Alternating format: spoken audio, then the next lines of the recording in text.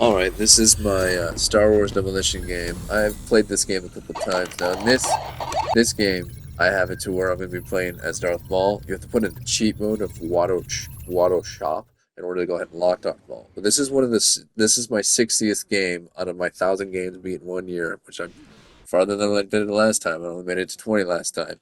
This time I made it to 60. But I beat this game originally with Bubba Fett, and I even used I made like little small clips on there. You can see it on my YouTube or Instagram, etc. Of MC Chris's Fat Scott. I Choose your pay game. for Bubba Fett's Fett.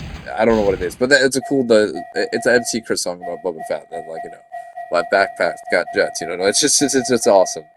But I played this game and I beat it. But as I said, Darth Maul's my favorite character, so I realized that Darth Maul was in this game. I wanted to buy Tony Hawk 3.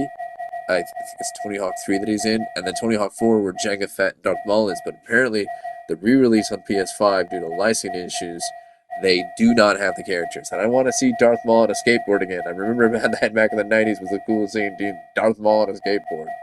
It was so cool. Uh, no, it wasn't back in the 90s. It was like in the 2000s. I don't know, but there was Star Wars again. There was just really cool people that were in Tony Hawk. Like back in the 90s when I played, I'm aging myself.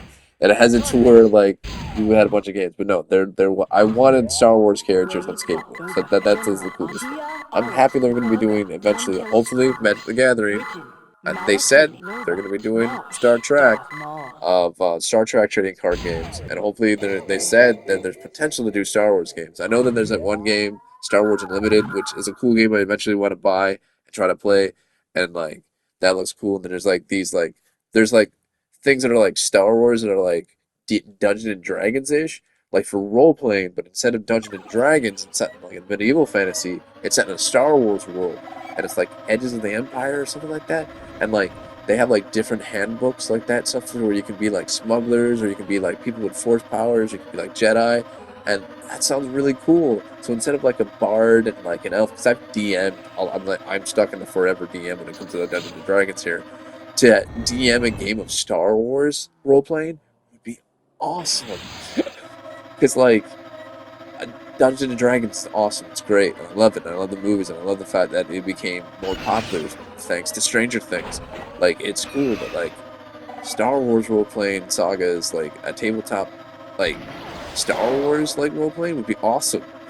Like all the hijinks that people could get into, like oh the smuggler stole this or something like that. Just like like the rogue or the bard, etc. It just would be fun. But this game here, go ahead and explain this game. To go ahead and get it. It's like Twisted Metal. Did anyone ever play Twisted Metal? Because they have the series and they have the movie. I never watched the series yet. I heard it was actually pretty cool, kind of like related to the thing. But it's basically like, take Twisted Metal or any of those games, or there are other games that were like around during the '90s that have it to where you played a vehicle, and the whole idea was you just destroyed each other. It's not racing, it's not anything like that. It's just that you take a bunch of vehicles and destroy each other. What's cool about this here, it's the same concept, but it's all Star Wars themed. So like in this one, I'm playing Darth Maul, but like they have Boba Fett, which is just on a jetpack. They have like other characters that are like on like different like racers and stuff like that. They have like a Rancor and there's like a bunch of unlockable characters, or you can cheat and use the code. But I waited until I beat the game in order to cheat it. Then that's usually my like personal rule. Like I can use cheat codes, but you got to beat the game first. Now, granted, this rule was not existing back in the day during Nintendo during the Game Genie era. Anyone that knows what Game Genie is, this is before Game Shark. People were like, what's Game Shark? What's Game Genie? Yeah, this is before mods, before all that crap. It was. I have beaten Mario 2, I have beaten Mario 3, I have beaten Mario 64, but I have never, ever beaten Mario. I always get stuck in like there's like a level at the end. Like I cheated, I used the game and I got there, but like you have to choose a certain thing. Just like how I beat Final Fantasies, but I've never beaten Final Fantasy once. Once again, it's like this level where you have to go left and right. It's like the Zelda Lost World thing. But that I had to go ahead and get a strat guide for to figure out that like I get lost in those scenarios. I this is why like in 2D games, if you look at my 1,000 games trying to beat in 1 year, when it comes to beating one game in left and right, that's the only direction you're supposed to go. Left, right.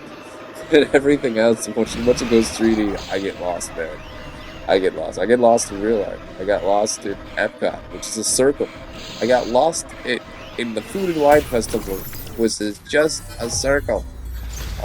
Put two breads behind my cheeks. I'm an idiot sandwich.